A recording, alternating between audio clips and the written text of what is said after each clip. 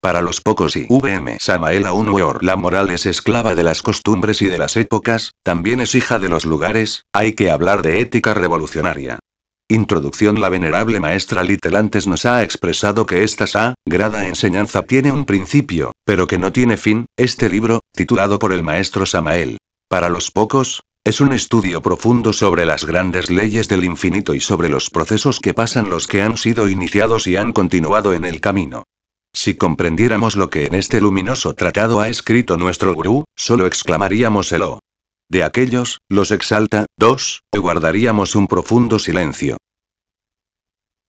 No podemos dejar de sentirnos alentados en la lucha que cada uno de nosotros trata de mantener frente a sí mismo, y expresar sobre todas las cosas que el Logos Samael, el Cristo de Acuario, la última encarnación de Vishnu antes del Apocalipsis, nos da de beber incansablemente, el néctar delicioso que alimenta nuestras almas. Samael, con cada palabra nos da vida, y cada día, cada momento que pasa, nos alienta y ayuda para que en algún instante detenido en el universo encontremos la luz, la eterna seidad que todo lo sustenta y alimenta. Este libro es para los pocos, para aquellos que comprenden su propia nadidad y que nada merecen. Este sumum de sabiduría es para los que entienden que el ser lo es todo y que vivir los 3 factores de la revolución de la conciencia debe ser una ofrenda permanente para el Dios íntimo de cada uno de nos. Como podemos ver, frente al contenido de esta obra, huelgan las palabras y solo podemos escuchar que el corazón suena y que inunda nuestros pechos llenándolos de algo que el lenguaje no puede expresar. Su sonido es un silencio profundo e incomprensible para nuestras mentes. Este despliegue planetario que es el movimiento gnóstico necesita de los pocos. Esta gran cruzada de Samael aún Weor cuyo río es el adolorido planeta Tierra, necesita de los pocos para que colaboren extendiendo la palabra de la gnosis y lleven en sus manos los corazones arrancados de sus pechos para entregarlos a la humanidad.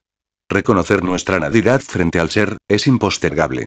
Aprendamos a vivir de acuerdo a la voluntad del Padre sin que nada le añadamos ni nada le quitemos. La meta es el Cristo íntimo vestido con sus vestiduras sagradas, más allá del bien y del mal, sobre todo y sobre todos. Que el pueblo elegido se levante con las armas del amor para luchar por una civilización nueva, por corazones nuevos, por una cultura nueva y totalmente revolucionaria. Adelante. Adelante. Adelante. Los editores. Hace 4,000 años nací en la tierra de los faraones. He visto, en el año 1975, mi cuerpo muerto como un esqueleto. Tengo que realizar la curación del cuerpo astral. Ha sido afectado por la salida o segregación de los gérmenes de los yoes. Necesito sanar hasta el más mínimo filamento que compone el cuerpo astral, porque los gérmenes de los yoes dejan grandes huellas. Los gérmenes de los yoes tienen formas de gusanos y varias formas infinitas. El 13 de enero de 1977, tuve la experiencia mística de ascender por un camino escabroso, lleno de lodo y excremento humano. Había abismos por doquier. Sobre mis hombros llevaba un gran bulto con un taponcito que se destapaba de vez en cuando y del que salían gas que laceraban toda mi carne. Sentí temor, retrocedí un poco pero le dije a mi padre interno que iba a continuar mi iniciación crística, costaré lo que me costaré. Las pulgas eran el simbolismo de las críticas que me hacía la humanidad. 1. H. Caos. 2. H. El mundo etérico. 3. H. El mundo astral. 4. H. El mundo mental. 5. H. El adepto calificado, en el mundo causal, se presenta en una mesa normal. 6. H. El mundo del Budi. 7. H. La Madre Divina se traga el último de los vehículos del Atman. Me encuentro en esta etapa, siendo el año 1977. 8. H. La resurrección. 9. H. Los misterios crísticos. 10. H. La era en que se cristaliza el anciano de los días. 11. H. 12. H. Necesito subir con Piscis Sofía para llegar al Aeón 13. En el Aeón 13 se llega a un estado del ser en donde ya no se necesita ocuparse de sí mismo y sí puede uno dedicarse de lleno a la humanidad. Sé que me esperan grandes triunfos, aunque me encuentre solo en el camino hacia el absoluto. Siempre me he preguntado, ¿por qué tengo que depender de la fatalidad? Ayudar a la humanidad está bien, pero demostrar mis poderes no está bien. No dependas de ideas o de conceptos ajenos porque dentro de ti mismo está la sabiduría. La meditación debe ser correcta. La mente debe ser exacta. Se necesita el pensamiento lógico y el concepto exacto a fin de que los sentidos internos se desarrollen absolutamente perfectos. Toda incoherencia, toda falta de lógica y de equilibrio mental, obstruye y daña la evolución y progreso de los chakras, discos o flores del loto del cuerpo astral. Para investigar en los mundos superiores se necesita el pensamiento lógico y el concepto exacto. Cuando el ego se aniquila, desaparecen los procesos opcionales de la mente. Opción, es la emisión de concepto con temor de que el otro sea el verdadero, y esto indica ignorancia. Nirmanakayas, son los que han renunciado al nirvana por amor a la humanidad y a la gran obra. Sambhogakayas son los que tienen 3 grados de perfección. Dakini, es una mujer astral o hada que entregan los Epoptare. Dharmapalas son los magos astrales de la fuerza. Toda visión verdaderamente positiva, debe estar totalmente corroborada por los hechos concretos del mundo físico. La verdad no se aleja de la naturaleza humana. Si lo que consideramos verdad se aparta de la naturaleza humana, entonces, no puede ser verdad. El gran Kabir Jesús de Nazaret, jamás habría aconsejado a sus discípulos que fuesen tan sabios como la serpiente si esta última hubiera sido un símbolo del mal. La resurrección, el que ha muerto no tiene por qué morir, hasta el veneno de las víboras no le hace daño. El Cristo íntimo mata a la muerte con la muerte y él resucita en el iniciado y el iniciado en él. Un maestro resurrecto es un mutante. Su cuerpo se vuelve elástico porque su cuerpo queda reincrudado, es decir, vuelve a ser de la misma materia primitiva. El árbol de la vida, los 10 Sefirot, queda bajo el completo control o flujo del maestro resurrecto. En el proceso, todos los cuerpos son elásticos. El diamante precioso con que pulió Salomón las piedras preciosas, es la piedra filosofal. Para realizar la gran obra se necesita gran arte y gran paciencia. En 7 escalas se hace toda la obra y se adquiere el sonido rionisiano del universo. Los lazos familiares son del tiempo. Hay que liberarse de los afectos.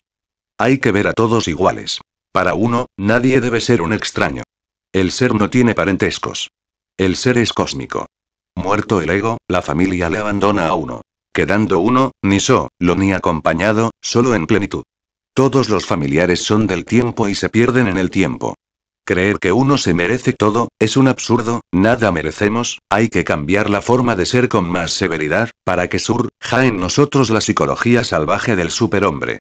Debe ser creada en nosotros la capacidad de la propiedad dinámica de proponerse a sí mismo como motivo de reflexión. En el esoterismo, darse látigo, es disciplinarse.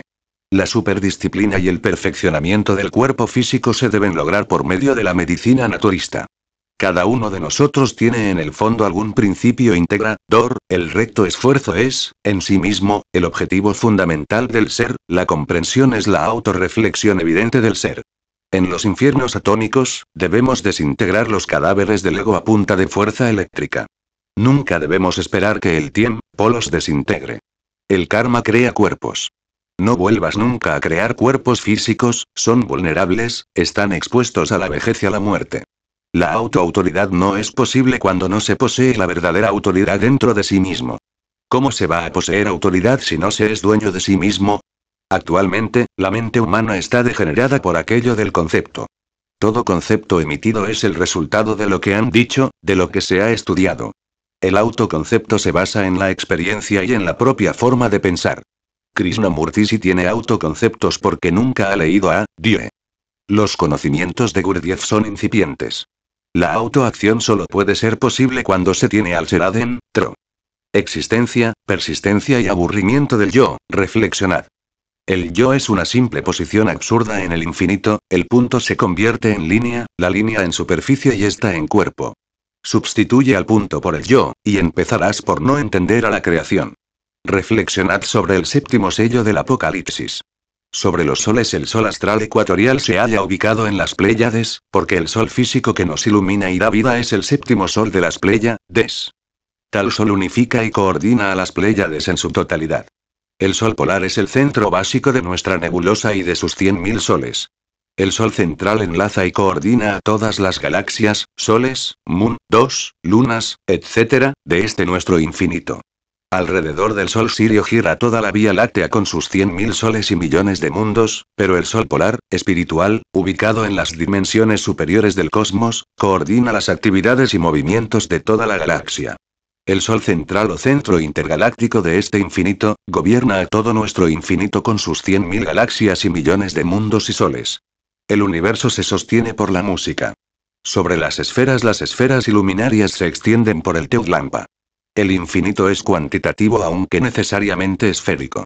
Las esferas se multiplican hacia afuera y hacia adentro, tanto en lo infinitamente grande como en lo infinitamente pequeño. El infinito es reversible hacia el ombligo que está en todos los puntos cuantificables. Todo surge del Omeyocan, todo vuelve al Omeyocan. Sobre el Omeyocan, en el Omeyocan solo hay viento y tinieblas. Llámase también al Omeyocan, debido al viento y a las tinieblas. Yoayi Ekaru. En el Omeyocan se arremolina la quietud infinita antes de la manifestación del logo solar. El Omeyocan es el ombligo cósmico del universo donde lo infinitamente grande revienta en lo infinitamente pequeño, en recíprocos remolinos. El Omeyocan es el Glokenawake, es tempestad nocturna de todas las posibilidades. El Omeyocan es el ombligo donde el diverso se hace universo. El Omeyocan es el señor de la noche, el negro Tezcatlipoca que se niega, revienta en luz y nace en el universo que fecunda Quetzalcóatl, el logo solar. Los famosos soles Naoas de México, el del fuego, aire, agua y tierra, aluden a las catástrofes geológicas del planeta Tierra. Sobre el futuro la gente moderna ha perdido su capacidad de asombro. La gente de esta época no es profunda, le gusta lo superficial. Se creen capaces de reírse de todas las civilizaciones. La moral es esclava de las costumbres y de las épocas y es tan bien hija de los lugares, hay que hablar de ética revolucionaria. Las formas religiosas conservan los valores eternos y estos están organizados de acuerdo con las necesidades psicológicas e históricas de cada pueblo, de cada raza. Todas las religiones tienen los mismos principios, los mismos valores eternos y solo se diferencian en la forma. Los sabios gnósticos rosacruces conocen los sistemas de investigación de Oriente y de Occidente. Los gnósticos investigamos los mundos del ultra con los sistemas y métodos de los yogis indostanes. Estudiamos al mundo físico con los métodos de investigación occidental. Ambos sistemas se complementan y armonizan para darnos en el futuro, una nueva cultura y una civilización altamente mística y formidablemente técnica y científica. El hombre del futuro pondrá la materia bajo su servicio. La máquina estará para servir a la colectividad y el hombre no será víctima de la máquina. La ciencia médica, la astronomía, la técnica, la aviación, la industria, etc., liberarán al espíritu de la esclavitud del trabajo material. El hombre del futuro gozará de los poderes de la clarividencia, y sin embargo, tendrá gigantescos adelantos científicos y técnicos. Será altamente espiritual y maravillosamente intelectual. El hombre del futuro gozará de la intelección iluminada. Jesús el Cristo puso el intelecto al servicio del espíritu. La intelección iluminada es el intelecto al servicio del espíritu. El gran error de los materialistas es, precisamente, creer que lo real necesita de los fenómenos físicos. Pero, tan real es el espíritu como la materia porque al fin y al cabo los dos son energía. Lo material es tan sagrado como el espíritu. Material físico y espíritu sagrado se comportan en forma correlacionada y dialécticamente. Con una cultura integral, de fondo y base espiritual, social y científica a la vez, podríamos cambiar radicalmente la actual situación del mundo. Necesitamos de una nueva pedagogía revolucionaria, cuyo único objetivo sea hacernos conscientes de lo que ya sabemos. En vez de retener en nuestra mente una cultura caduca y degenerada, necesitamos reeducarnos a sí mismos. Hay que buscar la sabiduría directa de los documentos arqueológicos a través de la ciencia majestuosa de la meditación. El conocimiento se extrae directamente de las piedras. Nada sabían los antiguos sobre paleontología ni sobre paleontografía, y sin embargo, tienen representaciones de los monstruos de los tiempos carbonífero y mesozoico. Desde el Euxino a Cachemira hay que buscar el origen de esta raza aria. El jardín del Edén hebraico es una reminiscencia del Adi Barsa de la Lemuria. El jardín del Edén sobre el Éufrates se convirtió en el colegio de los astrólogos y magos, los Aleim. Qué duro es el camino que devora millones de zoospermos para una sola fecundación. Fecundación y caducación resultan opuestas, el resultado. La antítesis anula ese camino con la fuerza de la caducidad, la fuerza del tiempo, el fecundo caducador, hay una gran ley del gran equilibrio entre el derroche y el saldo mínimo. El arcano Azf. Es la razón objetiva del ser el gran corrector, el gran rectificador del derroche universal, debemos meter la ley de la balanza entre el derroche y el saldo mínimo, el sendero del hogar doméstico es un gimnasio a voluntad. Se respira un gas cargado de oxígeno pero no se puede respirar luz, sin embargo, hay hombres que respiran luz y basta juntar significaciones para que resulten conceptos impensables. Si el logos brotó de entre lo divinal incognoscible, el diablo le dio libertad, necesitamos llenar la bolsa inagotable de las grandes posibilidades. La bolsa inagotable de las posibilidades tiene la forma de una galaxia espiral.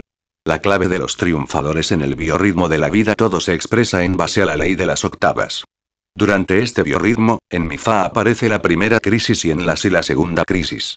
La clave de los triunfadores está en superar las crisis en base al desarrollo de la capacidad de sostener las notas y en seguir los siguientes 3 pasos. Elección, cambio y decisión. Experiencia con Minerva me encontraba dentro de un lumicial para realizar la invocación sagrada. En el centro del lumicial había oculto un triángulo sostenido por una columna. Invoco a Minerva, la piedra del altar resplandece y en el centro aparece el rostro de Minerva y responde. Soy Minerva, la diosa de la sabiduría, ¿qué quieres de mí? La sabiduría. Respondí. ¿Para qué quieres tú la sabiduría? Para ayudar a la humanidad. Minerva guardó un silencio profundo y solo quedaron sus ojos azules suspendidos en el ambiente. Entonces comprendí. El silencio es la elocuencia de la sabiduría. Cuando se retiró, quedó únicamente la piedra triangular sostenida sobre la columna de piedra. Es obvio que hay que cristalizar dentro de nosotros mismos a las 3 fuerzas primarias de la naturaleza y del cosmos, que devienen del santo Okidanok, omnipotente y omnisciente. Incuestionablemente, el santísimo Okidanok estuvo representado por esa columna en la que se sostenía la piedra triangular, he dicho. Quetzalcóatl VM Samael Aun Weor Quetzalcóatl incuestionablemente, el tema de la obra Quetzalcóatl es trascendental. Merece ser reflexionado profundamente. Ante todo, he de decir, en forma enfática, con entera claridad, que Quetzalcóatl no es un mito. Incuestionablemente, Quetzalcóatl es el verbo, es la gran palabra, es el logos platónico, el demiurgo arquitecto del universo, el creador. Cuando estudiarnos a Quetzalcóatl, descubrimos que en él existe el mismo drama cósmico de Jesuaben Pandira, Jesús el Cristo. Quetzalcóatl cargando la cruz a cuestas nos recuerda, precisamente, al mártir del Calvario. Así, en realidad, Quetzalcóatl es el logos, es lo que es, lo que siempre ha sido, y lo que siempre será. Es la vida que palpita en cada sol. Antes de que el universo existiera, Quetzalcóatl existía. No sería posible aceptar en modo alguno, una mecánica sin mecánico, como cree la antropología materialista. Nosotros no debemos dejar de comprender que detrás de toda mecánica tiene que haber principios inteligentes. Quetzalcóatl es la unidad múltiple perfecta, es el Cristo. Cuando estudiemos a Quetzalcóatl no lo vamos a hacer desde un punto de vista literal, debemos analizarle juiciosamente a la luz de las más diversas teogonías. Quetzalcóatl que se expresa en todo lo que es, ha sido y será, es el fuego que radica en todo el núcleo universal. No podrían ser comprendidos los Quetzalcóatls, los Deucaliones, los Hermes Trismegisto, los Budas, sin conocerse previamente los misterios crísticos. Quetzalcóatl en realidad de verdad es semilla de remotos lugares, es fuerza de rumbos desconocidos para la humanidad actual, germen vivo del superhombre. Eso es Quetzalcóatl. Como principio inteligente puede ligar al macrocosmos y al microcosmos dentro del corazón del hombre. El árbol del universo incuestionablemente es altamente simbólico, recordemos la erótica griega. No hay duda que el ectais formal, útero femenino, debidamente conectado con el falus vertical, falón masculino, hacen cruz, las 4 puntas de la cruz son la ciencia, la filosofía, el arte y la mística. Solamente mediante los misterios del Lingam Yoni y Pudenda es posible conectar el alma con el espíritu, lo macrocósmico con lo microcósmico. En tanto nosotros ignoremos los misterios de los aztecas, los zapotecas, los toltecas, etc., será imposible lograr en nosotros, realmente, la fusión integral del espíritu con el alma. Los misterios del sexo son trascendentes y están en la cruz, repito. La inserción del Lingam vertical con el ectais formal forma cruz y los misterios del sexo fueron enseñados por nuestro Señor Quetzalcóatl encarnado realmente, convertido en hombre vivo y no en simple personaje histórico. El Cristo cósmico, el logos platónico, el demiurgo griego, es unidad múltiple perfecta. Incuestionablemente, Quetzalcóatl, el Cristo es. INRI, analizando significa. I igual ignis, M igual natura, R igual renovatur, I igual integram. El fuego renueva incesantemente la naturaleza. El fuego quetzalcóatliano se encuentra en el centro de toda unidad cósmica que surge a la vida, en el centro de toda constelación viviente, en el centro de todo planeta, de todos los soles, por eso es que Quetzalcóatl no ha perecido, nunca perecerá, existe antes de que el universo existiera y seguirá existiendo a través de la eternidad. El misterio de las almas gemelas es extraordinario y esto lo viene a poner de relieve sobre la faz, el gemelo Quetzalcóatl. Incuestionablemente la esencia purísima de nuestra propia alma puede manifestarse en cualquier otro organismo aparte del personal. He aquí el misterio de las almas gemelas, uno de los misterios más grandes y más sublimes del amor. Cuando un hombre encuentra a su compañera gemela incuestionablemente ha hallado la felicidad. Dichoso el hombre que encuentra a la mujer amada, solo recordemos que el amor comienza como un destello de simpatía, se sustancializa con las fuerzas del cariño y se sintetiza en la adoración. Un matrimonio perfecto es la unión de dos seres, uno que ama más y otro que ama mejor. El amor es la mejor religión. No son los astros, en realidad de verdad, lo que preocupaba tanto a Quetzalcóatl, son los hombres. Obviamente, los seres humanos estamos sometidos a la ley del péndulo. Cuando hoy deseamos algo, mañana en realidad de verdad, le despreciamos. Nuestra mente, nuestro corazón, están sometidos a la ley del péndulo. Las naciones mismas se mueven de acuerdo con la ley del péndulo. Naciones que en otra era fueron profundamente religiosas, al cambiar el péndulo, al situarse en vía opuesta, se volvieron materialistas. Al retornar el péndulo a su estado original primitivo se tornaron nuevamente religiosas. Ese es el caso de la Rusia actual.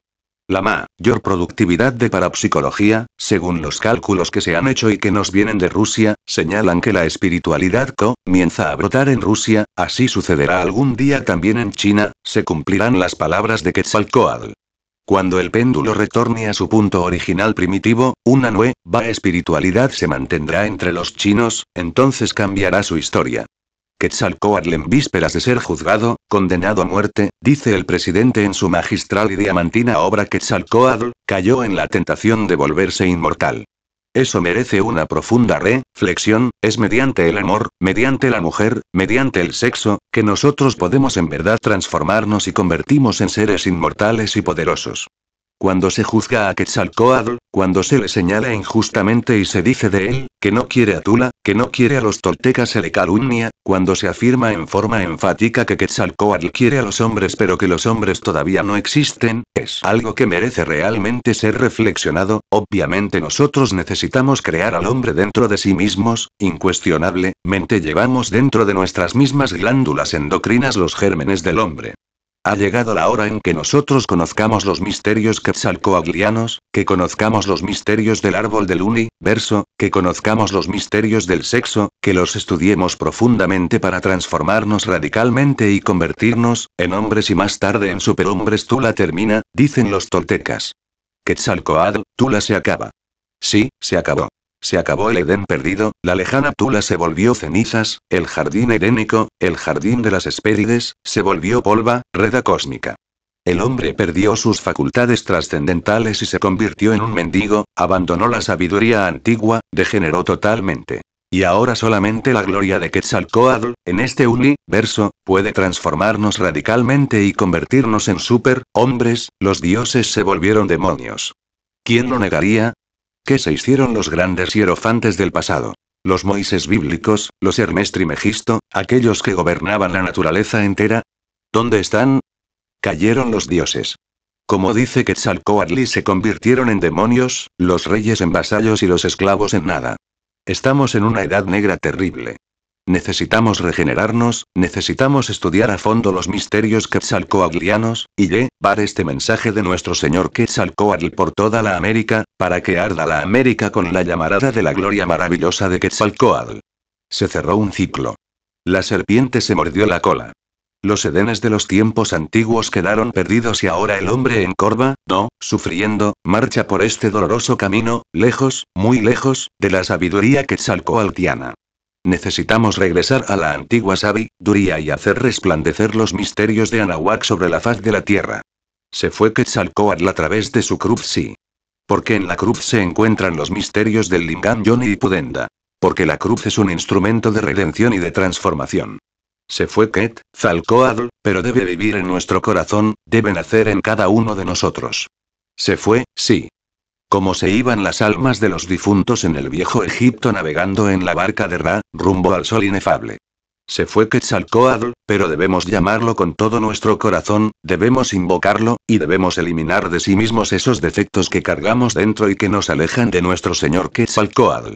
La obra maravillosa de nuestro señor presidente, licenciado José López Portillo, debe ser cincelada en oro, sobre mármoles divinos. Amigos, ha llegado la hora en que debemos revolucionarnos contra nosotros mismos, ha llegado la hora en que nosotros debemos transformarnos, ha llegado el momento en que debemos abrir los viejos códices de Anahuac y conocer la sabiduría serpentina de Nudes, tro señor Quetzalcóatl.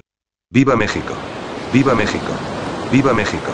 El secreto de Quetzalcóatl. Amigos, hemos asistido a un evento extraordinario, ciertamente el drama de Quetzalcóatl resplandece en la noche aterradora de todas las edades, es el mismo drama que representaran en los misterios de Eleusis, los mistos, los iniciados. Es el mismo drama que representa, Ra públicamente, sobre las calzadas de Jerusalén, el gran Kabir Jesús. No podía faltar en México, la tierra sagrada de los tiempos antiguos, el drama cósmico que se ha bosquejado aquí en forma extraordinaria. Obviamente Quetzalcóatl resplandece en el cosmos inefable, es el Logos, unidad múltiple perfecta. Quetzalcóatl es también Mitra, es Hermes Trimegisto el 3 veces grande, Dios Ibis de Tot, es en realidad de verdad el sol espiritual. Quetzalcóatl es la serpiente emplumada, la serpiente mística de los misterios órficos y de los misterios de Egipto y de los misterios de los Cambides y de los misterios del glorioso México antiguo y arcaico. No es Quetzalcóatl un personaje meramente mitológico, como ponen los ignorantes ilustrados, no, Quetzalcóatl es el mismo principio cósmico que puso en existencia al universo, es la palabra, es el verbo de Juan. Con justa razón dijo Juan. En el principio era el verbo y el verbo estaba con Dios y el verbo era Dios, por él todas las cosas fueron hechas y sin él nada de lo que es hecho hubiera sido hecho. Quetzalcóatl es el verbo mismo, la palabra encantada, antes de que el universo existiera, Quetzalcóatl existía. Quetzalcóatl es la serpiente emplumada que se revolvía entre la polvareda cósmica, en el Omeyocan, cuando apenas comenzaba a amanecer la vida sobre este sistema solar. Quetzalcóatl es en sí mismo el Logos platónico, el Crestos hebraico, el Vishnu indostánico. Quienes no conocen la sabiduría hermética, quienes nunca en realidad de verdad han hecho un estudio sobre cosmogénesis, quienes nunca estudiaron antropología gnóstica, esos que creen que saben demasiado, cuando en realidad de verdad, ignoran la religión sabiduría de los tiempos arcaicos, piensan que Quetzalcóatl es un mito, un ídolo y hasta lo miran con desdén. Ha llegado el momento en que nosotros pasemos por una gran revalorización de principios, ha llegado el instante en que nosotros entendamos claramente que Quetzalcóatl nos indica lo que debemos hacer. Si nosotros queremos en verdad transformarnos, tenemos un prototipo extraordinario, Quetzalcóatl. Quetzalcóatl como Logos es lo que siempre ha sido y lo que siempre será, es la vida que palpita en cada átomo como palpita en cada sol, es la palabra. Incuestionablemente, Quetzalcóatl es el Cristo mexicano, es el centro fundamental de todo este drama. En realidad de verdad mis queridos amigos, ha llegado el momento para nosotros grandioso, se ha abierto en nuestra inteligencia la primera llamada de la comprensión. Empezamos a creer que el Logos puede ser visto de distintas maneras. Ya desde el ángulo hebraico o desde el ángulo egipcio, como también podemos estudiarlo a la luz del México arcaico. Quetzalcóatl como Crestos, como Vishnu, como Logos, es el verbo. La palabra fue la que dio a este universo la vida, la palabra sos, tiene a este universo, el Logos suena, el Logos es música, la música también es esférica y fluye en todo el panorama cósmico. Dentro de nosotros está latente Quetzalcóatl, dentro de cada uno de nosotros existe la posibilidad de encarnarlo. El hombre que está en la lejana Tula, el hombre que cae en tentación, que se embriaga con el vino, que fornica y pierde todos los poderes, el hombre que abandona sus palacios maravillosos, que se dirige a la tierra roja, a la tierra de los mayores. El hombre que se ve en el espejo y dice, estoy muy viejo, el hombre que sufre y llora y anda por estos caminos del mundo con la cruz a cuestas, ese es Quetzalcóatl. Resucita entre los muertos, resplandece gloriosamente en el infinito espacio inconmensurable, es gloria, es luz, es sapiencia. Nosotros también como Quetzalcóatl, un día lejano perdimos el Edén maravilloso del que nos habla el Génesis hebraico, salimos del Jordán de las Hespérides, abandonamos los campos elíseos, cuando caímos en la fornicación animal. Mas ante nuestra vista hay un guía extraordinario y maravilloso, que nos indica el camino de la liberación. Ese guía es Quetzalcóatl. Amigos, la cruz que carga Quetzalcóatl es formidable, esa cruz formidable, ese árbol del universo, contiene el secreto mismo de la doctrina de Quetzalcóatl. Pensemos un momento en el lingam vertical y el yoni horizontal. Incuestionablemente la inserción del phallus vertical dentro del ecteis formal, hacen cruz, la cruz que carga sobre sus hombros Quetzalcóatl, la cruz que carga el gran Kabir Jesús también rumbo al Calvario, la cruz espléndida de todas las edades. Amigos, incuestionablemente, si la cruz es el instrumento de tortura y de martirio, también en verdad, la cruz es el instrumento de la liberación. En los tiempos antiguos de la Lemuria se conoció la llave del arca de la ciencia. Entonces los hombres y mujeres que aún no habían perdido la inocencia helénica, se reunían en los templos de misterios para reproducirse. Mas no se reproducían como se reproducen los hombres verdaderos, se reproducían como se reproducen los superhombres. Entonces se aceptaba claramente el don de Kriya, Shakti, hombres y mujeres se unían para crear y volver nuevamente a crear. Mas nunca derramaban el vaso de Hermes Trimegisto, el 3 veces grande dios Ibis de Tot, y como secuencia o corolario, la serpiente sagrada ascendía por la espina dorsal de aquellos hombres sagrados. Y tenían aquellas criaturas poder sobre el fuego, sobre los aires, sobre las aguas y sobre la perfumada tierra. Mucho más tarde en el tiempo, los seres humanos cayeron en la generación animal y como secuencia o corolario derramaron el vaso de Hermes, perdieron todos sus poderes. Cayó Quetzalcóatl, sí cayó, pero ahora todos nosotros podemos dirigirnos hacia la tierra roja, hacia la tierra de nuestros antepasados, hacia la tierra de nuestros mayores, para lograr nuevamente la luz del esplendor. Solamente llegando hacia esa tierra bendita lograremos la resurrección y aparecerá entonces la figura de Quetzalcóatl dentro de nosotros mismos aquí y ahora. Nos cubriremos de gloria, nos cubriremos de esplendores, tendremos poder para dominar los aires, el fuego, a la tierra y a todos los elementos de naturaleza en general. Día llegará en que los que sigan la doctrina de la gnosis podrán provocar cambios en la naturaleza, día llegará en que aquellos que sigan la doctrina de la gnosis, lograrán la resurrección del Quetzalcóatl dentro de sí mismos, aquí y ahora. Nosotros los gnósticos tenemos la clave de todos los imperios y la llave de todos los poderes, podemos hacer temblar la tierra y mover los huracanes, porque conocemos el secreto de Quetzalcóatl, y ese secreto lo ignoran los cerdos del materialismo, ese secreto es el gran arcano. Reflexiones sobre Quetzalcóatl. Quetzalcóatl es el prototipo divinal de todos los tiempos, es el logos platónico, la unidad múltiple perfecta. Quetzalcóatl es la gran palabra, es el verbo que fecunda a la materia caótica para que surja la vida. En modo alguno sería posible el nacimiento del universo, si excluyéramos a nuestro señor Quetzalcóatl. En cuestiones de cosmogénesis, el pensamiento quetzalcoatliano resulta matemático como una tabla pitagórica. El verbo quetzalcoatliano hace fecundo al Omeyocan para que surja la vida en la aurora de la creación. Incuestionablemente solo hay viento y tinieblas en el Omeyocan, antes de que la palabra fecunde a la materia caótica.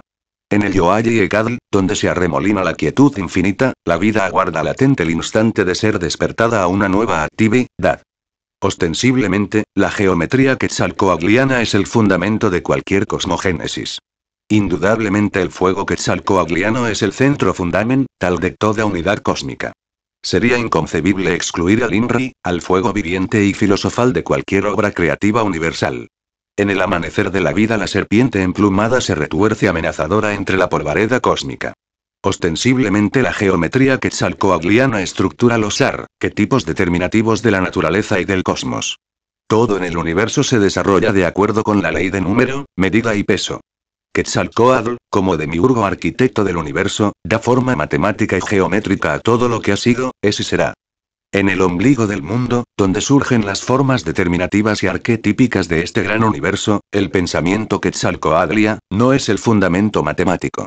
La gran creación surgida dentro del seno del negro Tezcatlipoca es fecundada, gobernada y dirigida por la serpiente emplumada. El águila y la serpiente, como unidad múltiple perfecta, origina los soles, las plumas, los tigres y los ritmos de universo. Modelo diamantino y precioso del pensamiento quetzalcoatliano es la magna obra titulada Quetzalcóatl, del señor presidente de México, Lic. José López Portillo, insigne expositor de la sabiduría de Anahuac. La mitad del mundo. Antecedentes históricos desde tiempos inmemoriales, la forma de la Tierra constituía un problema para los científicos de Egipto y Grecia. Eratóstenes, 275 años antes de Jesucristo, fue el primer científico que trató de medir la Tierra. Luego, Hiparco y Estrabón, 210 y 60 años antes de Jesucristo respectivamente, los grandes enigmas siempre han fascinado a los hombres de ciencia. Por eso surgió un grupo de sabios franceses. Luis Godin, Carlos María de la Condamine y Pedro Bourget, quienes organizaron la primera misión geodésica de Francia, 1736-1744, en busca de la mitad del mundo. Los estudios que realizaron en el Ecuador, fueron fundamentados en los conocimientos de Newton, Marchaut, Delambre, Snellius y Clairaut. Bajo los auspicios de la Academia de Ciencias de París y con el apoyo de Luis XV, rey de Francia.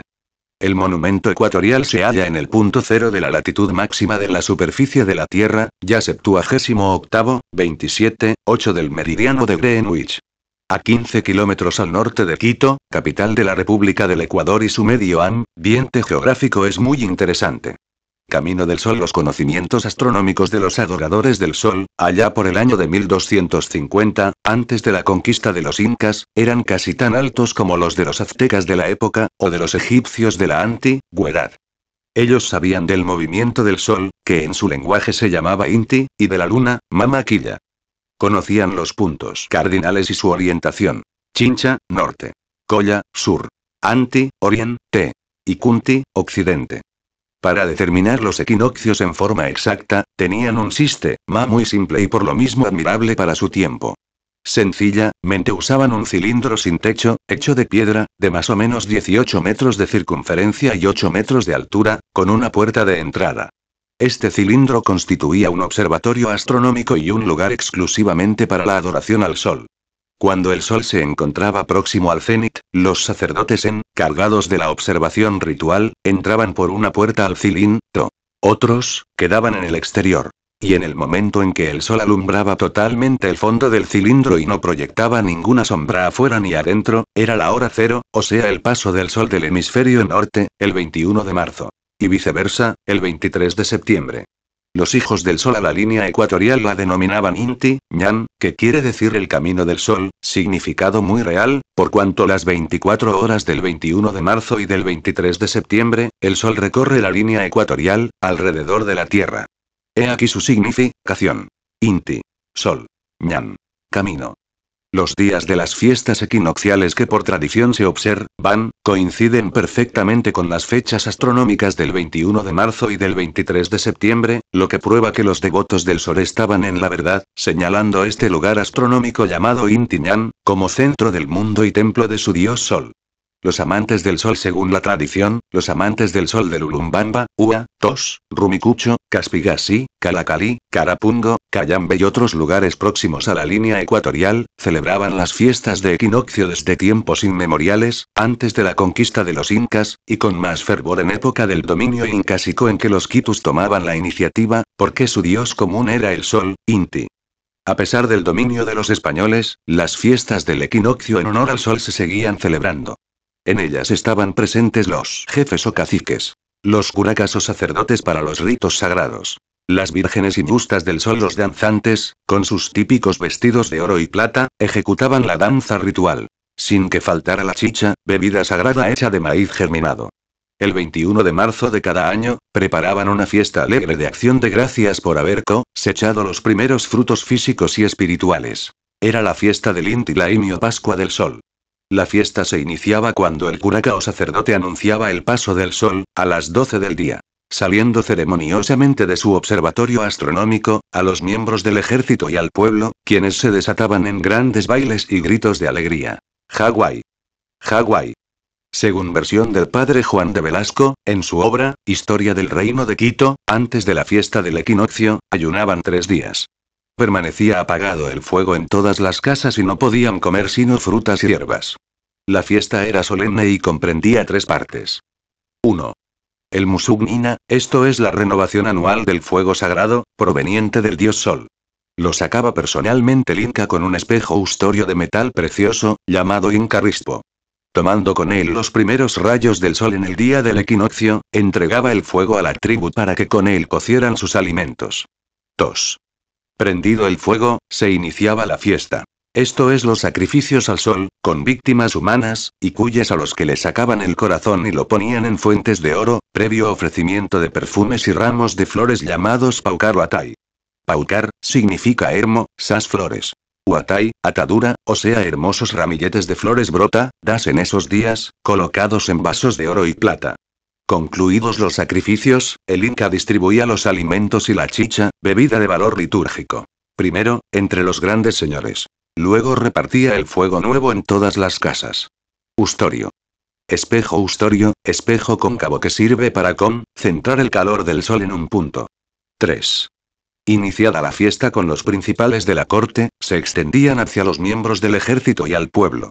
Bailaban incansablemente al son de las flautas, tingullos, rondadores y grandes tambores de cuero de llama o de venado. Las fiestas del 23 de septiembre eran severas, suplicantes y rogativas, a fin de obtener las bendiciones de su dios Sol, para iniciar sus labores físicas y espirituales. Eran una serie de manifestaciones expresivas de súplica en que ponían en juego los efectos del amuleto y de la magia o teurgia. Enterraban cuyas y sus corazones ofrecían en fuentes de precioso metal a su dios Sol. Guardaban en cofres de barro los trapos usados por el labrador y pequeñas porciones de tierra tomadas del terreno a sembrar, hasta la cosecha. Comenzaban la lucha entre el bien y el mal. El bien, representado por un atlético guerrero, armado con una lanza de madera y con la insignia del sol en el rostro. El mal, el diablo, al que denominaban mandingo o iguanchi, como lo llamaban los jíbaros. Se presentaba revestido con una máscara fantasmagórica, diablo huma o cabeza de diablo, evocando sentencias agoreras. Al final de esta lucha, triunfa el bien sobre el mal. Después de ultimado el mal con las lanzas, con gritos de desprecio, el sacerdote ordenaba a los soldados y al pueblo que lo arrojaran en la quebrada del Mandingo y terminaban con una danza triunfal brincada. La constelación de Escorpio cerca de la capital del Ecuador, Quito en la mitad del mundo, existen varias ruinas. Una de ellas es la de Cochasquí, lugar dedicado a las ceremonias heliolátricas o de culto al dios Sol. Este templo tiene características muy interesantes. Una de ellas, es que el 24 de junio, la constelación de Escorpio se localiza justamente en una línea vertical con el templo de Cochasquí. Los chiris, amantes del sol, relacionaban a la constelación de Escorpión con sus procesos sexuales. Y en este sagrado templo de Cochasquí, ellos buscaban, a través del amor y de las vírgenes del sol, encarnar el Nina Ulca o fuego sagrado, para convertirse en Inti, Jaricunas u hombres solares. El templo de Cochasquí tiene algunos vigías, uno de los cuales está dirigido justamente a la ciudad del Cusco, Perú. La ciudad sagrada de los incas. Por este templo de Cochasquí pasa exactamente la línea equinoccial, o sea, que se encuentra perfectamente localizado en la mitad del mundo. Hechos curiosos 1. En 30 segundos se recorren los 4 hemisferios geográficos. Esto lo puede realizar cualquier persona a pie, en un tiempo menor del empleado por un astronauta alrededor de la Tierra, sin necesidad de vehículo espacial. 2. Sobre 2 hemisferios terrestres una persona, con solo abrir ligeramente las piernas, puede poner un pie en el hemisferio norte y otro en el hemisferio sur, al mismo tiempo. Es la fotografía más común que toman los turistas. 3. Frío en el centro del mundo. Es la única región ecuatorial, que está en el Ecuador, y otra en Kenia donde se siente frío, en las últimas horas de la tarde. En las mañanas el clima es agradable -22 grados. O 65 F, 4. Se puede andar sobre la línea ecuatorial, a 6.377,39 metros de altura, respecto al centro de la Tierra, más que la de los Himalayas, con relación al mismo centro. 5. Disminución del peso de los cuerpos. Si usted se pesa en la mitad del mundo, acusa un peso menor que en cualquier otro lugar de la Tierra. Ley de Newton. 6. 2 astros en el firmamento. Aunque es común en algunos parajes del Ecuador, pero en la mitad del mundo, por lo menos una vez al mes, es posible ver al mismo tiempo a la luna en el occidente y al sol en el oriente o viceversa. El Pucará de Rumicucho. El Museo del Banco Central del Ecuador se encuentra investigando este monumento precolombino desde hace aproximadamente 3 años, con la intención de salvar tan importante construcción de la arquitectura prehispánica y, al mismo tiempo, investigarla científicamente para ampliar el conocimiento de las trascendentales sociedades del pasado. Pucará, que en quechua significa templo, por su posición estratégica frente a la línea equinoccial y por las características de su construcción se deduce que tenía una finalidad altamente litúrgica, sobre todo vinculada con el culto al sol. Durante las excavaciones se ha rescatado una considerable cantidad de material cultural, sobre todo fragmentos cerámicos. También se han encontrado objetos de cobre, hueso, concha y madera. Hoy sabemos que en este lugar convivieron pobladores incas y nativos en forma coetánea. Es decir, que el templo pertenece a los períodos de integración incásica del Ecuador, del año 500 después de Cristo al 1500 de nuestra era. El águila y la serpiente, como unidad múltiple perfecta, originan los soles, las plumas, los tigres y los ritmos del universo y Samael Aun Weor Sunyata VM Samael Aun Weor. Introducción. Esta conferencia del venerable maestro Samael Aun Weor, impresa por primera vez, nos llena de entusiasmo para que esta corriente universal de la gnosis llegue a todos los seres humanos, y nos da ánimo para luchar contra nosotros mismos, erradicando de nuestro interior la causa de este desastre mundial que todos vivimos. El ego. Basta que observemos nuestra vida por un momento para que nos demos cuenta que es una escuela extraordinaria. Vivir la vida de acuerdo a la gnosis es un continuo aprender a vivir, ya que encaramos nuestra existencia bajo otro punto de vista, bajo un nuevo enfoque. He ahí una de las razones de ser de la gnosis. Enseñarnos a vivir como verdaderos rebeldes luchando contra todo y contra todos en aras de un cambio de fondo, radical. De nada sirve la enseñanza si no procuramos cambiar las caducas estructuras psicológicas con las que enfrentamos la vida, si no comprendemos que la mente, mal alimentada por el ego, se degenera irremediablemente víctima de las emociones negativas. Pensar en una forma nueva, distinta, es sin duda un choque hasta para el mismo yo psicológico. Choque, que rompe nuestra mecanicidad interior y nos ayuda a comprender los complicados mecanismos de nuestros deseos y pasiones. Es indudable que debemos ser inteligentes, ingeniosos, para mantener nuestra lucha interior y triunfar. Si anhelamos cambiar, pero realmente cambiar, absolutamente todo está de nuestra parte. El verbo de Samael Aun Weor resuena, y eternamente resonará en nosotros, para que aprendamos de una vez por todas cuál es el camino que debemos recorrer, y sobre todo, para que definitivamente aprendamos a meditar y trabajemos con seriedad sobre nosotros mismos. Seamos serios. No defraudemos a nuestro gurú. Zeus Editores. Nota del editor Sunyata, nos abre una puerta más del mundo de la comprensión. En esta obra descubrimos que se hace indispensable que cambiemos nuestras extemporáneas formas de sentir y de pensar, si en realidad y en verdad anhelamos un cambio definitivo y trascendente que nos lleve hacia la experiencia unitotal e imperecedera de la gran realidad, del Prajnaparamita.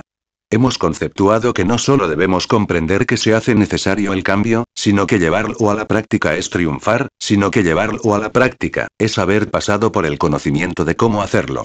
Y es precisamente, en nuestra próxima obra a editar, La Revolución de la Dialéctica, donde el venerable maestro Samael Aun Weor nos enseña el cómo del cambio.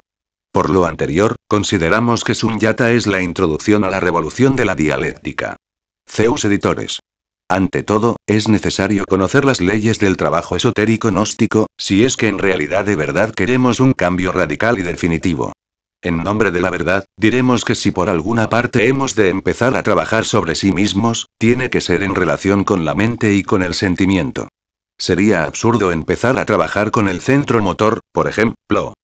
Como sabemos, se relaciona con los hábitos, costumbres y acciones de tal centro. Obviamente, esto sería como empezar con un faquirismo absurdo. A propósito de faquires, en la India hay faquires que, por ejemplo, levantan un brazo en alto y lo sostienen por tiempo indefinido hasta que llega a quedar rígido. Hay otros que permanecen firmes en un lugar durante 20 o 30 años, hasta convertirse en verdaderas estatuas. Mas, después de todo, ¿qué es lo que ganan esos faquires? Desarrollar un poco la fuerza de la voluntad, y eso es todo. No podemos pensar que ellos vayan a crear el cuerpo de la voluntad consciente. Es claro que no. No se puede crear un cuerpo fuera de la novena esfera. Si fuera posible crear un cuerpo en ausencia de la novena esfera, nosotros hubiéramos nacido, pues del aire, de las aguas de un lago o de una roca, y no seríamos hijos de un hombre y de una mujer. Pero, somos hijos, en verdad, de un hombre y de una mujer. Entonces, la creación siempre se realiza en la novena esfera. Eso es obvio. Así pues, ningún fakir podría crear el cuerpo de voluntad consciente lejos de la novena esfera. Nada ganan, pues, los que se dedican al fakirismo excepto desarrollar un poco la fuerza de la voluntad, y eso es todo. Empezar por el centro motor sería absurdo. Aún más, empezar a trabajar con el centro sexual sin tener una información correcta del cuerpo de doctrina gnóstico, es absurdo. Pues, el que empieza en esas condiciones, no sabe lo que está haciendo, no tiene conciencia clara sobre el trabajo en la forja de los cíclopes. Puede caer en gravísimos errores. Recordemos que el primer centro es el intelectual, el segundo el motor, el tercero el emocional, el cuarto el instintivo y el quinto el sexual. Existe también el sexto que es la emoción superior y el séptimo el mental superior. Pero si empezáramos, en realidad de verdad, con los centros inferiores de la máquina orgánica, caeríamos en el error. Antes que todo, en estos estudios, debemos empezar por los centros intelectual y emocional. Necesitamos cambiar nuestra forma de pensar, de lo contrario marcharemos por camino equivocado. ¿De qué serviría, por ejemplo, que ustedes asistieran a estas cátedras y no cambiaran la forma de pensar? Aquí se les dan muchos ejercicios esotéricos, se les orienta doctrinariamente. Pero si ustedes no cambian vuestra forma de pensar, ¿de qué sirve todo lo que aquí se les dé? Se les dice que hay que disolver el ego, se les dice que hay que sacrificarse por la humanidad, se les dice que hay que crear los cuerpos existenciales superiores del ser, etc. Pero, si ustedes continúan pensando como antes, con los mismos hábitos mentales de otros tiempos, ¿de qué sirve todo lo que están escuchando aquí?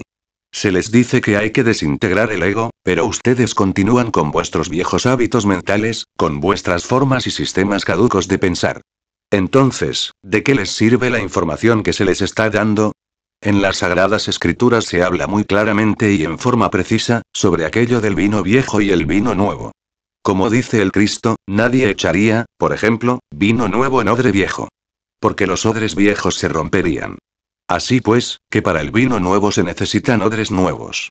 También dice el gran Kabir Jesús, que a nadie se le ocurriría remendar, poner remiendos a ropa vieja, con pedazos de ropa nueva. Por ejemplo, romper un traje nuevo para remendar un traje viejo. Eso sería absurdo, ¿verdad? Así también, esta nueva enseñanza, es como el vino nuevo, necesita odre nuevo. ¿Cuál es ese odre? La mente. Si no abandonamos la forma caduca de pensar. Si seguimos pensando con los hábitos que antes teníamos sencillamente, estamos perdiendo el tiempo. Es necesario cambiar la forma de pensar. Para vino nuevo, odre nuevo se necesita.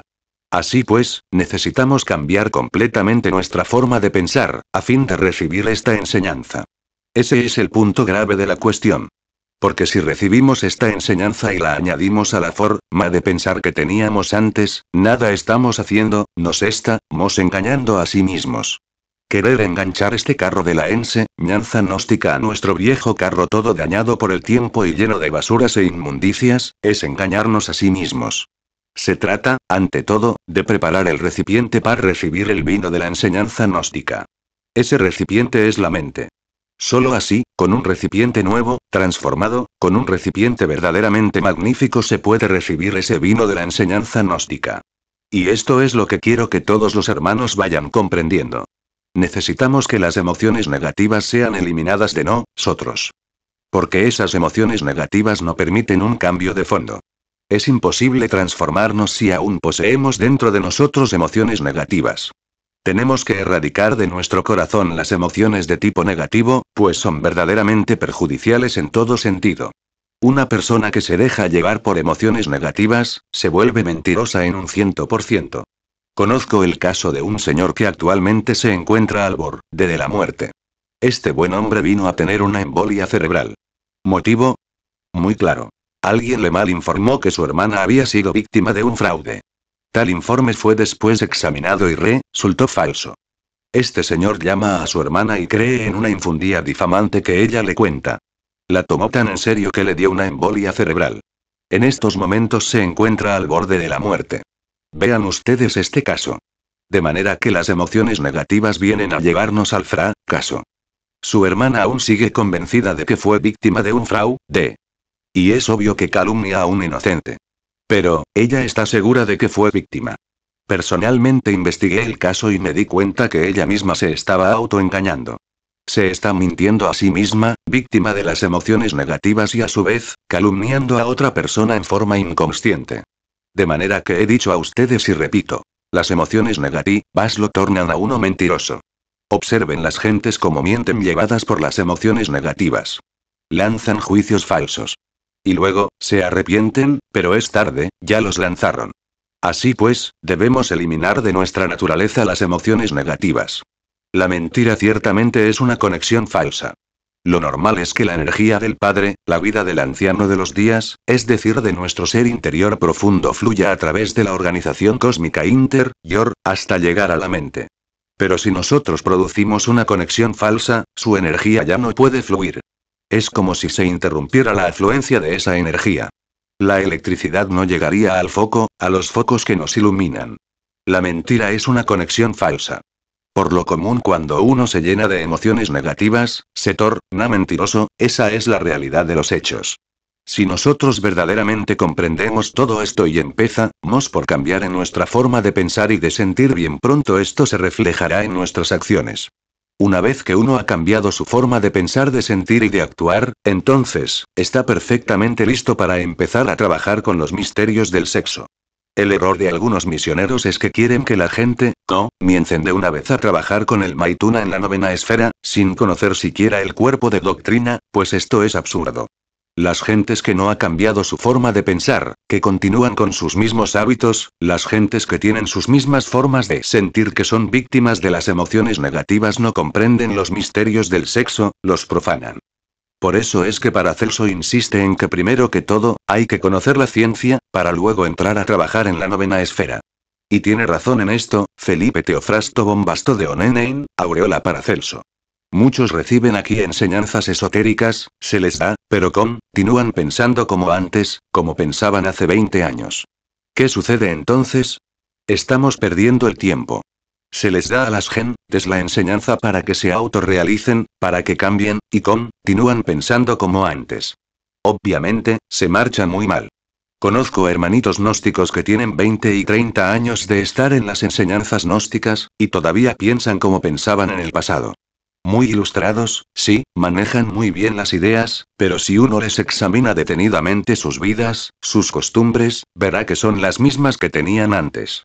Hay hermanos hasta muy juiciosos, misioneros, que platican muy bien sobre la gnosis, que manejan el cuerpo de doctrina en forma extraordinaria, pero los he estado observando y actúan como cuando no eran gnósticos, actúan como actuaban hace 30 años. Tienen las costumbres viejas que tenían cuando nada sabían de estas enseñanzas. Siguen con sus mismas viejas costumbres. ¿Qué están haciendo esos hermanos? Obviamente, se están autoengañando miserablemente. Eso es obvio. Así pues, hemos de empezar por cambiar la forma de pensar, y después, la forma de sentir. Poner el vino nuevo, vino gnóstico, en odres nuevos, no en odres viejos. Una mente decrépita, llena de hábitos viejos, de hábitos de hace 20 o 30 años atrás, no está preparada para recibir el vino de la gnosis. Una mente así necesita forzosamente pasar por un cambio total, de lo contrario, se está perdiendo el tiempo miserablemente. Con todo esto, ¿qué es lo que queremos? Despertar conciencia, ¿verdad? Esa es la verdad, eso es lo que queremos. Despertar. En el mundo oriental no se ignora que la gente está dormida, nadie lo ignora. Pero en el mundo occidental la gente cree que está despierta y sin embargo hacen cosas que no quieren hacer. Se lanzan a la guerra pero no quieren ir a la guerra, pero siempre van, aunque no quieran. ¿Por qué?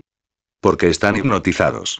Sabemos que a un sujeto hipnotizado, por ejemplo, le ordenamos que vaya a matar a alguien y va y lo mata. Eso ya está previsto en el Código Penal de todos los países de la Tierra. Así también sucede con las gentes de todas las latitudes, están hipnotizadas pero creen que están despiertas. Si se les dice que ha llegado la hora de ir a la guerra, van a la guerra. No quieren ir, pero van. Porque están hipnotizados. Y el hipnotizado está. Es gravísimo, tremendamente cierto.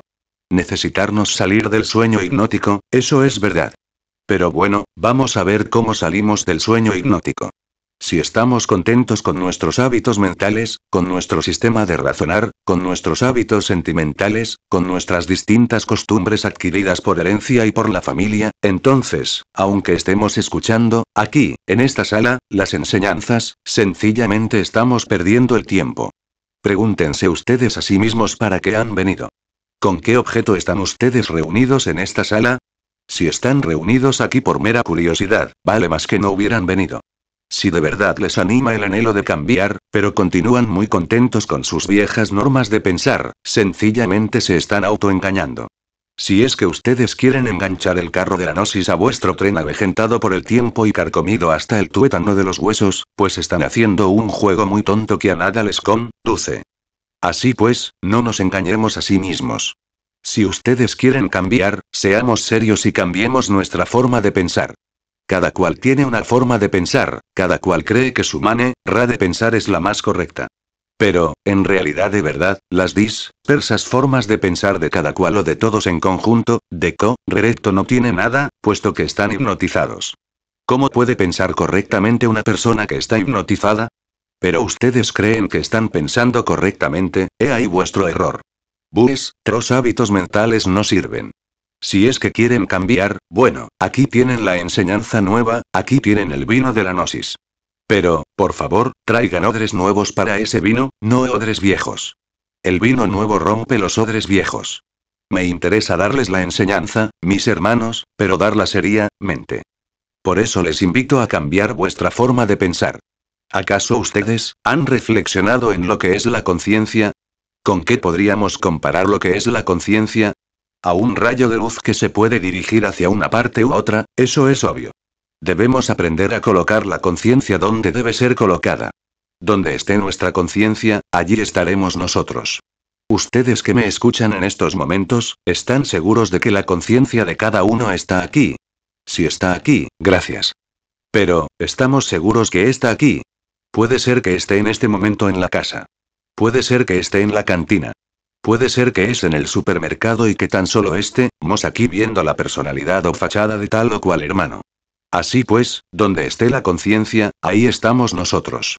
La conciencia es algo que debemos aprender a colocar inteligentemente donde debe ser colocada.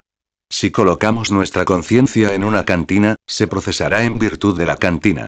Si la colocamos en una casa de citas, allí se procesará, y si la colocamos, pues, en un mercado, tendremos un buen mercader o un mal mercader. Donde quiera que esté la conciencia, allí estaremos nosotros. La conciencia está, desgraciadamente, embotellada. Un yo de lujuria podrá llevarla a una casa de citas, un yo de borracheras, se la podrá cargar por una cantina. Un yo codicioso se la llevará, por allá, a un mercado. Un yo asesino se la llevará a la casa de algún enemigo, etc. ¿A ustedes les parece, acaso correcto, no saber manejar la conciencia? Tengo entendido que es absurdo llevarla a lugares en donde no debe estar, eso es obvio. Desgraciadamente, repito, nuestra conciencia está enfrascada, sí, embotellada entre distintos elementos inhumanos que en nuestro interior cargamos. Necesitamos quebrar todos los elementos dentro de los cuales se halla embotellada la conciencia. Pero, haríamos eso si no cambiáramos nuestra forma de pensar. Si estamos contentísimos con nuestros antiguos hábitos caducos y extemporáneos que tenemos en la mente, ¿nos preocuparíamos por despertar la conciencia? Es claro que no. Si se quiere cambiar, vamos a cambiar desde ahora mismo, cambiando nuestros hábitos mentales, nuestra forma de pensar. Cuando uno cambia de verdad, origina cambios interiores. Cuando uno cambia su forma de pensar, puede, entonces, pensar en cambiar totalmente en su interior. Pero si en la mente siguen existiendo hábitos extemporáneos, ¿cómo puede decir uno que va a provocar un cambio en su conciencia interior? Eso no es posible, sería contradictorio que pensáramos una cosa e hiciéramos otra. No es posible. Así que necesitamos hacernos dueños de nuestra propia conciencia, colocarla donde debe colocarse, ubicarla donde debe ubicarse, aprender a ponerla en un lugar y aprender a quitarla. Es un don maravilloso, pero es un don que no estamos usando sabiamente. Realmente lo único que tenemos dentro, es la conciencia, es lo más digno que tenemos. Los diversos agregados psíquicos que nosotros cargamos, en modo alguno son dignos. Lo único digno, lo único real, lo que vale la pena en nosotros, es la conciencia. Pero está dormida, no la sabemos manejar. Los agregados psíquicos se la llevan por donde ellos quieren. Realmente no sabemos usarla, y eso es lamentable. Si queremos un cambio de fondo, debemos también ir aprendiendo qué es eso que se llama conciencia. En el mundo oriental se nos ha dicho que antes de que nazca en nosotros el bodhisattva, debe surgir en nosotros el bodhisattva. Pero, ante todo, ¿qué cosa es eso que se llama bodhisattva? Algunos de ustedes sabrán y otros no sabrán. Aquel que posea los cuerpos causal, mental, astral y físico, es un bodhisattva. Es decir, el alma humana, o alma causal, vestida con tales cuerpos, es un bodhisattva. Hay plena distinción entre un maestro en sí, que es Atman Buddhi, o sea el íntimo y el alma conciencia, y el bodhisattva, que es el alma humana revestida con los cuerpos existenciales superiores del ser. Pero el budismo del Mahayana o budismo mahayánico, es más exigente, no reconoce como bodhisattvas sino a aquellos que se han sacrificado por la humanidad a través de sucesivos manvantaras. El budismo mahayánico dice que hay dos clases de seres. Los unos serían los budas pratyekas y los aspirantes a budas pratyekas, que son los sravakas. Estos no se sacrifican por la humanidad, jamás, nunca. Luchan. Sí, por cambiar y cambian. Pero, nunca dan sus vidas por sus hermanos y jamás cargan al Cristo íntimo. Los otros son los bodhisattvas, verdaderamente. Aquellos que han renunciado a la felicidad del nirvana por amor a la humanidad. Aquellos que en distintos manvantaras han entregado su sangre por la humanidad. Que pudiendo vivir felices en el nirvana, han renunciado a cualquier felicidad por sus hermanos en la tierra. Son ellos los únicos que verdaderamente pueden encarnar al Cristo. Pero, bueno, volvamos a esto del bodhisattva. ¿Qué cosa es el bodhisattva? La conciencia ya despierta, desarrollada, convertida en el embrión áureo. Es la verdadera armadura argentada que nos puede proteger de las potencias de las tinieblas, que nos da la sapiencia y la experiencia. Antes de que surja un bodhisattva, dentro, en el interior de alguien, surge el bodhisattva, es decir, la conciencia despierta y desarrollada. Vean ustedes, pues, cuánto vale ese don que se llama conciencia. Es tácito que la humanidad tiene la conciencia enfrascada entre el ego. Es claro que mientras las gentes continúen pensando como piensan, sintiendo como sienten y con sus mismas rancias costumbres, no podrán despertar la conciencia, continuará esta hipnotizada. En secuencia o como corolario, diremos que nunca surgirá en gente así, el bodhisattva. Cuando el bodhisattva, que es la conciencia desarrollada y despierta, surge en uno, en el aspirante, entonces, pronto aparece el bodhisattva. Obviamente, el bodhisattva se va formando dentro del bodhisattva. Es grandioso el bodhisattva y en realidad de verdad, mis queridos hermanos, es maravilloso cuando uno, verdaderamente, cambia su forma de pensar. Porque entonces, y solo entonces, trabajará para el despertar de la conciencia. Entonces, solo entonces, hará un trabajo serio que lo conduzca al nacimiento del bodhisattva. Antes, no es posible. Vivimos en un mundo doloroso. Todos ustedes están llenos de dolor, de sufrimientos. Felicidad, no existe en este mundo, es imposible. Mientras haya ego tiene que haber dolor. Mientras continuemos con nuestra forma rancia de pensar, no podremos ser dichosos. Mientras seamos víctimas de las emociones negativas, cualquier género de felicidad se hace imposible. Nosotros necesitamos, en verdad, llegar a la felicidad. No podríamos conseguir tal logro si no despertáramos la conciencia, y nunca despertaremos la conciencia si continuamos con la forma de pensar que tenemos actualmente. Así pues, primero miremos cómo estamos pensando. Cambiemos esa forma anticuada de pensamiento. Preparemos odres nuevos para el vino nuevo que es la gnosis y así trabajaremos de verdad y en serio. Este mundo, en sí mismo, es el producto de la ley de la originación.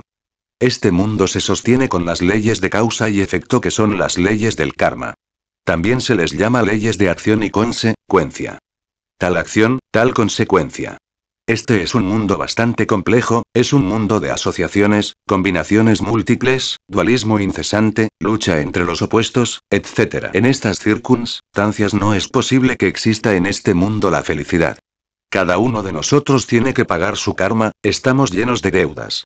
Ese karma, obviamente, nos trae mucho dolor, muchas amarguras, no somos dichosos. Muchos piensan que podríamos llegar a la felicidad a través de la mecánica de la evolución. Es un concepto falso, pues la mecánica es mecánica. La ley de la evolución, y también la de la involución, constituyen el eje mecánico de esta maquinaria que se llama naturaleza. Hay evolución en el grano que germina, en la planta que se desarrolla y al fin da frutos. Hay involución en la planta que entra en decrepitud y por último se convierte en un montón de leños. Hay evolución en el niño que se forma en el claustro materno, en la criatura que nace, que crece, se desarrolla y vive a la luz del sol. Mas, también existe involución en el ser humano que envejece, que decrece, que entra en decrepitud y al fin, muere. Eso es completamente mecánico. La misma ley del karma, en cierto sentido, también es mecánica. Es mecánica en el sentido causativo, mirada a la luz de las 12 Nida, Nas. Necesitamos liberarnos, precisamente, de la ley del karma. Necesitamos liberarnos de ese movimiento mecánico de la naturaleza. Necesitamos hacernos libres y eso no será mediante la evolución mecánica. Cualquier evolución mecánica se procesa de acuerdo con las leyes de causa y efecto. Las leyes de las asociaciones, de las combinaciones mutuas, etc. Lo que es mecánico, es mecánico. Necesitamos liberarnos de la ley de la evolución, también de la ley de la involución. Necesitamos dar el gran salto para caer en el vacío iluminador. Obviamente, existe una contraposición entre la teoría de la relatividad, que predicara un Einstein, y el vacío iluminador. Lo relativo es relativo. La maquinaria de la relatividad funciona con la mente de los opuestos, con el dualismo. En la lucha de las antítesis hay dolor. Si queremos la auténtica felicidad, debemos salirnos de la ley mecánica de la relatividad. Dar el gran salto, repito, para caer entre el seno del Padre. Yo experimenté el vacío iluminador en mi mocedad. Apenas tendría algunos 18 años cuando pude dar el gran salto, más allá del tiempo y vivenciar eso que no es del tiempo. Eso que podríamos llamar la experiencia del Prajnaparamita, el más crudo realismo. No está de más enfatizarles a ustedes la noticia de que tal evidencia fuese repetida 3 veces. Supe lo que era el sunyata, lo pude vivir. En el vacío iluminador no existe el dualismo conceptual. La maquinaria de la relatividad no funcionaría en el vacío iluminador. La ley de las combinaciones y asociaciones mecánicas no es posible en el vacío iluminador. Indubitablemente, la experiencia del vacío iluminador solo es posible en estado de samadhi, o como se dijera también, en estado de prajnaparamita. En el vacío iluminador no existen formas de ninguna especie, podría decirse que allí, uno pasa más allá del universo y de los dioses. En el vacío iluminador encontramos la respuesta a aquello de que si todas las cosas se reducen a la unidad, ¿a qué se reduce la unidad? Tal respuesta no es posible para la mente humana, o por lo menos, para la mente que funciona de acuerdo con la lógica formal. Pero en el vacío iluminador, no es necesaria tal respuesta es una realidad patente. Si todas las cosas se reducen a la unidad también se reduce a todas las cosas. Entonces, el que penetra en ese estado de Mahasamadhi, dijéramos vive en todas las cosas, desprovisto de todo y esto de por sí ya es grandioso, sublime e inefable. Sumergirse definitivamente en sunyata es el vacío iluminador definitivo. El vacío iluminador solo es posible mediante el gran salto y a condición definitiva de haber pasado por la aniquilación budista total. De lo contrario no sirve. En aquella época, en mi mocedad, aún no había pasado yo por la aniquilación budista y, obviamente, a medida que me acercaba a la gran realidad, la conciencia se expandía en forma desmesurada. Es obvio, la situación, no habiendo pasado por la aniquilación budista, sentí indecible terror, motivo por el cual regresé al universo de la relatividad de Einstein. Repito, 3 veces experimenté con el vacío iluminador, y supe en el sunyata, que más allá del vacío hay que... eso que se llama talidad. Lo supe con una intuición de tipo trascendental. Porque en el terreno de la intuición, dentro del mundo de la intuicionalidad, hay distintos grados de intuición. Incuestionablemente, el grado intuicional más elevado es el de las mentes filosófico-religiosas o filosófico-místicas. Ese tipo de intuición corresponde al prajnaparamita. Esta facultad, pues, me permitió saber acerca del mundo del vacío iluminador y que más allá se encuentra la gran realidad. Bien, quiero afirmarles a ustedes en forma enfática, que este camino de la gnosis conduce a la gran realidad. La gran realidad o la talidad, sunyata, prajnaparamita, está más allá de este universo de la relatividad, es decir, más allá de la mecánica esta de la relatividad y más allá, mucho más allá, del vacío iluminador. No es el vacío iluminador la última palabra, es la antesala de talidad, de la gran realidad. Estoy hablando a ustedes no en forma meramente tierna, en pasa, 2 Mahambantaras experimenté la talidad y como quiera que la conozco, tengo que dar de ello vivo testimonio. Lo importante para nosotros es pasar por una suprema aniquilación, a fin de que la conciencia convertida en bodhisattva y totalmente despierta, pueda dar el gran salto para caer dentro del vacío iluminador. Un paso más y llegamos a la talidad. Pero, como les digo, debemos empezar por cambiar nuestra forma de pensar para trabajar correctamente sobre sí mismos, desintegrando realmente los elementos psíquicos indeseables que llevamos dentro. Así podremos conseguir el despertar de la conciencia, el desarrollo del bodhisattva. Es necesario saber meditar, comprender lo que es la meditación. El objeto de la meditación es muy simple. ¿Qué es lo que queremos nosotros a través de la meditación? Tranquilidad. Parecería muy superfluo lo que estamos diciendo. Ustedes podrían objetarme que podríamos tranquilizarnos con una botella de vino, eso es claro. Podrían objetarme que podríamos tranquilizarnos oyendo una sinfonía de Beethoven. Pero, en realidad de verdad, conseguir la tranquilidad, es lo más difícil que ustedes imaginarse puedan. Nadie podría tener tranquilidad, meditar y tener su mente en santa paz, si no ha eliminado de su centro intelectual el pensar caduco, extemporáneo. Nadie podría tener paz en su corazón, si no hubiera eliminado de sí mismo, previamente, las emociones negativas y perjudiciales. Cuando un gnóstico, un agnóstico, trata de meditar es que busca la tranquilidad. En esos instantes se propone trabajar sobre algún elemento inhumano que haya descubierto en sí mismo mediante la autoobservación. Si descubrió la ira, se dedicará a comprender el agregado psíquico de la ira para disolverlo todo con la ayuda de su divina madre Kundalini, que deberá invocar. Tal vez descubrió que tiene el agregado psíquico del odio, entonces, se propondrá desintegrar tal agregado para que surja en su reemplazo el amor. A medida que uno vaya desintegrando todos esos agregados psíquicos inhumanos que en nuestro interior cargamos, la conciencia irá despertando. Siempre se habla en la gnosis de la importancia del sexo, mas solo trabajaremos con éxito en la fragua encendida de Vulcano a condición de primero, cambiar nuestra forma de pensar para que tengamos una rica información y luego, hacernos más conscientes de las enseñanzas. No queremos, en modo alguno, desmentir los misterios sexuales. Espero que ustedes entiendan que el camino que conduce a la talidad es, y subrayo esto completamente, absolutamente sexual. Incuestionablemente, un soltero o una soltera, pueden disolver, a base de mucha comprensión, un 50% de agregados psíquicos, siempre y cuando se apele a la divina madre Kundalini durante la meditación. Pero, hay elementos psíquicos muy pesados, que corresponden al mundo de las 96 leyes y estos no se desintegran sino exclusivamente con el movimiento eléctrico de la esvástica en acción, que genera determinado tipo de electricidad sexual trascendente. Obviamente, la mujer serpiente, o sea, la princesa Kundalini, la divina madre cósmica, es reforzada mediante ese tipo de electricidad. Entonces puede, con su poder eléctrico, desintegrar atómicamente los elementos psíquicos más pesados, dentro de los cuales está embotellada la conciencia. Así, poco a poco, llega el instante en que la conciencia queda completamente liberada, despierta, lista para dar el gran salto y caer en el vacío iluminador que es la antesala de la gran realidad. En todo este mundo se nos ha criticado demasiado porque ponemos énfasis en el sexo y muchos dicen que hay otros caminos que pueden conducir a la gran realidad. Obviamente que cada cual es muy libre de pensar como quiera, pero, en nombre de la verdad, por experiencia mística directa acumulada en el fondo de mi conciencia a través de sucesivos Manvantaras, puedo decirles que el camino que conduce directamente a la gran realidad, más allá del vacío iluminador y de la mecánica de la relatividad, es absolutamente sexual en un 100%. Quienes disienten en esta cuestión, revelan, con ese proceder psicológico, desconocimiento de la cruda realidad. Es obvio que quien ha tenido verdadera experiencia en estas cuestiones, a través de sucesivos Manvantaras, sabe muy bien que así es.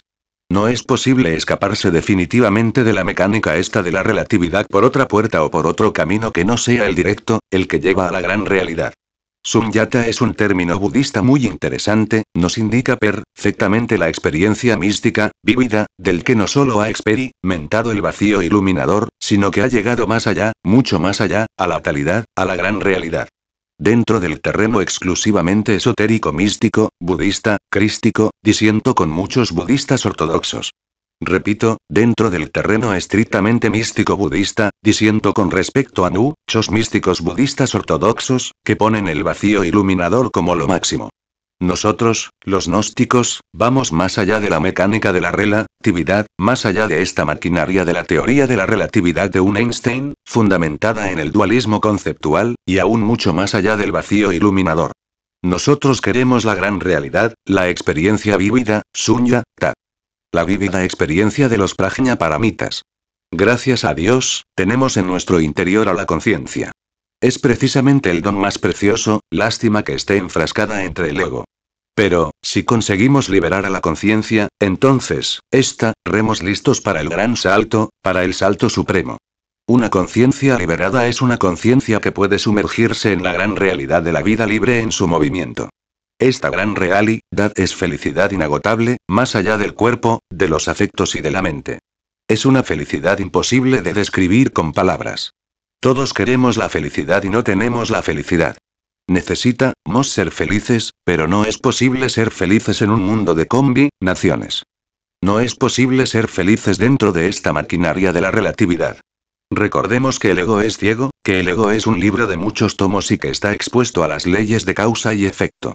Es hora de que pensemos liberarnos del karma, liberarnos de este mundo doloroso, de esta maquinaria tan infernal. Es hora de que pensemos en la dicha verdadera de la gran realidad. Por eso les invito a cambiar vuestra forma de pensar. Porque si ustedes cambian, podrán trabajar sobre sí mismos para liberar la conciencia. Pero si ustedes no cambian vuestra forma de pensar, si solo quieren esta doctrina para engancharla a vuestro tren viejo, decrépito y degenerado, pues están perdiendo el tiempo.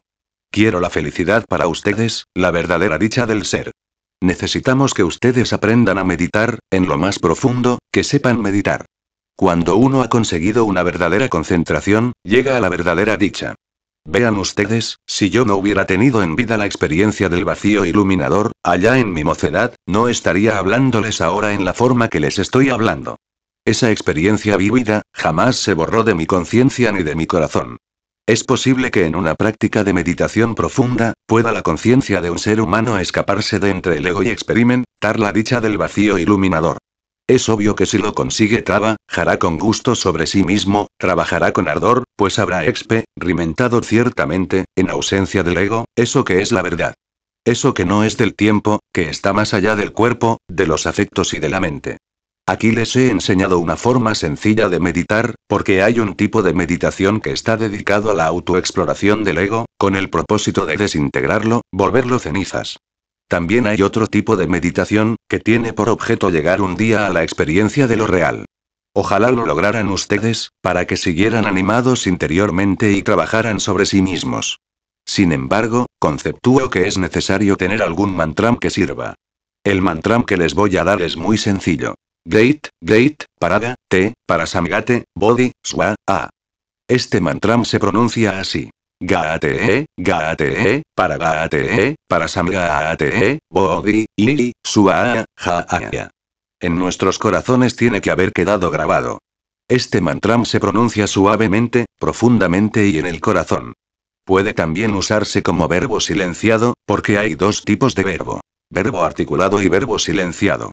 El verbo silenciado es poderoso. Este mantram, entiendo que abre el ojo de Dharma.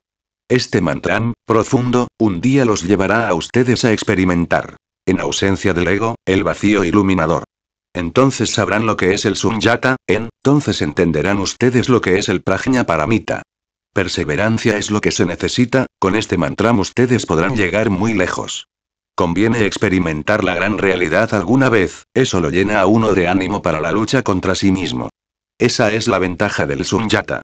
Esa es la ventaja más grande que existe en relación con la experiencia de lo real.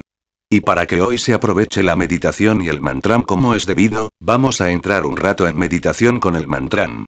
Práctica de la meditación ruego a todos los hermanos, pues, entrar en meditación. Se relaja el cuerpo, totalmente, después de relajado nos entregamos totalmente a nuestro Dios interior profundo. Sin pensar en nada, únicamente recitando con la mente y el corazón el mantram completo. La meditación debe ser honda, muy profunda, los ojos cerrados, el cuerpo relajado, entregados completamente a nuestro Dios interior. Ni un pensamiento se debe admitir en estos instantes. La entrega a nuestro Dios debe ser total y solamente el mantram debe resonar en nuestros corazón. Apaguen las luces, relajen todo el cuerpo. Relajación completa y entrega total a nuestro Dios interior profundo.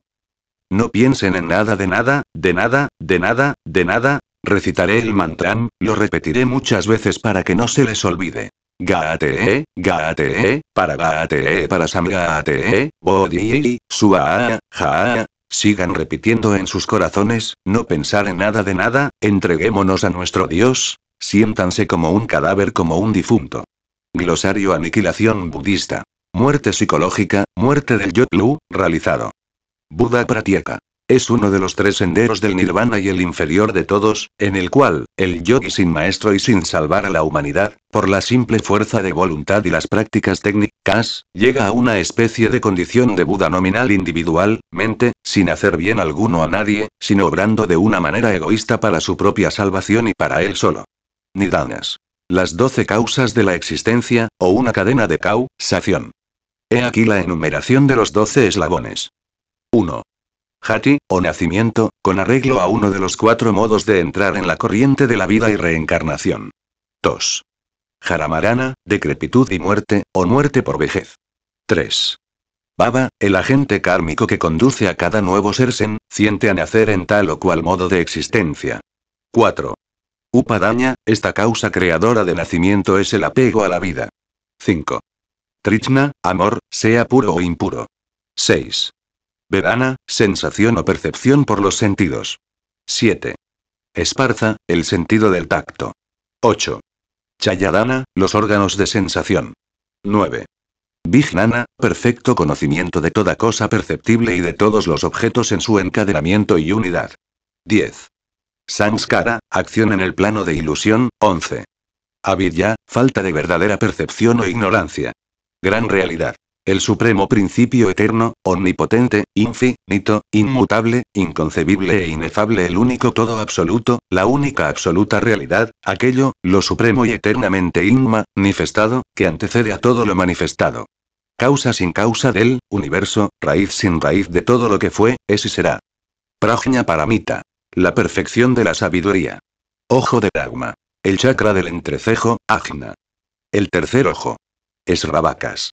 Discípulo o chela oyente, es decir, el estudiante que concurre a las enseñanzas religiosas. Sunyata. Vacío, vacuidad, espacio. Más allá del vacío ilumina, Tor. Mahammanvantara. Literalmente. El gran intervalo de tiempo entre 2 manus. El período de actividad universal. Manvantara implica simplemente un período de actividad, en contraposición al pralaya, o período de reposo, sin referencia alguna a la longitud del ciclo de tiempo.